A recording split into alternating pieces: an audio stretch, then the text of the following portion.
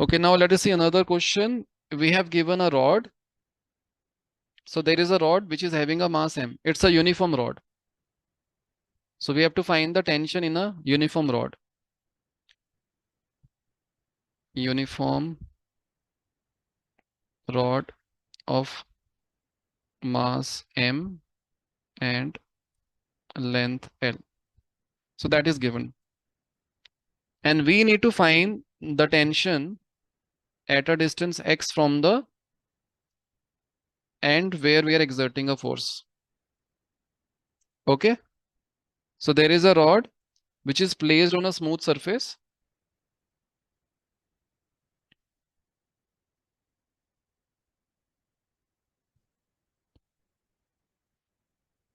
It's a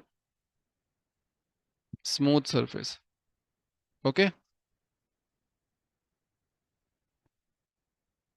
Situation clear है? Yes. Yes, sir. Okay. Anya, please turn on your camera. Aditya, you too. Yes, Anya, explain the situation to us.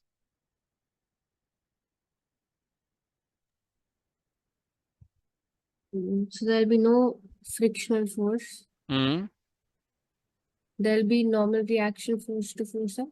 Okay. And so we have a uniform rod of mass m and length L.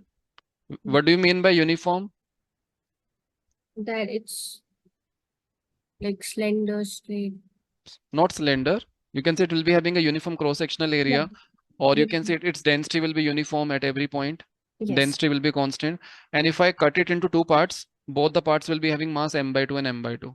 Yes. If I cut it into three parts, m by 3, m by 3, and m by 3. Yes. Okay, right. So tell me, what is the acceleration of the rod? Acceleration would be force by mass. Very good.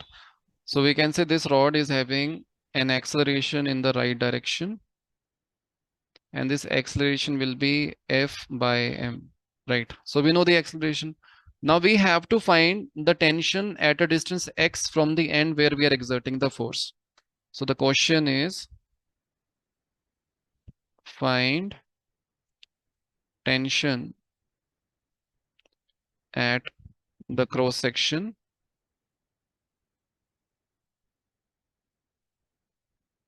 at a distance x from the end where F is applied.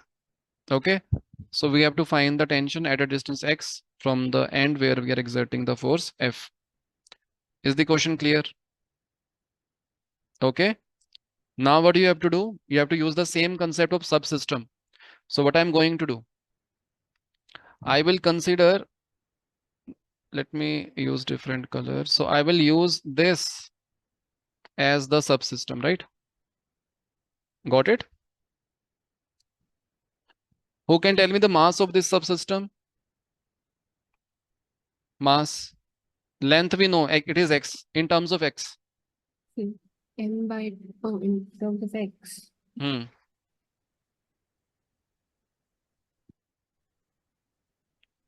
Okay, right. So when we have, suppose, when we have a uniform rod, right? It's a uniform rod. So if you want to find the length of a particular section, you can do mass per unit length times the length of that section. Is it clear? Mass per unit length, multiply that with the length of that particular section. Is it clear? Got it? For example, if you're purchasing something, let us say you're purchasing potatoes, and potatoes is 50 rupees per kg, right? 50 rupees per kg. If you want to find the price of, say, 100 grams of potato, what you will do? 50 times 0.1 na? 50 times 0.1 na? 50 na? 0.1 kilograms. Similarly here, mass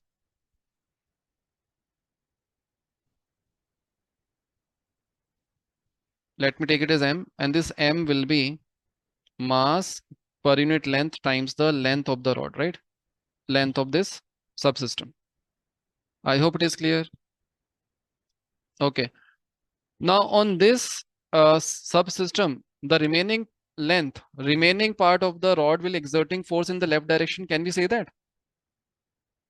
Okay. So let us draw the free body diagram of this. So if we draw free body diagram, on this there will be an external force of F acting in the right direction and there will be a tension force in the left direction. Got it?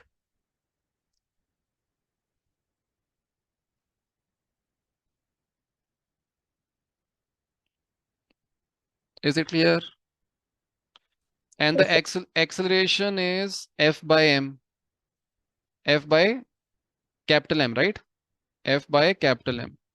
So we can say net force in the direction of acceleration will be F minus T. That will be mass of this subsystem times the acceleration, that is F by capital M. Got it? So the tension will be F1 minus small m by capital M. Is it clear?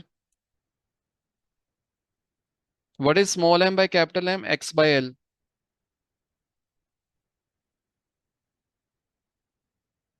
Got it? So that is the tension.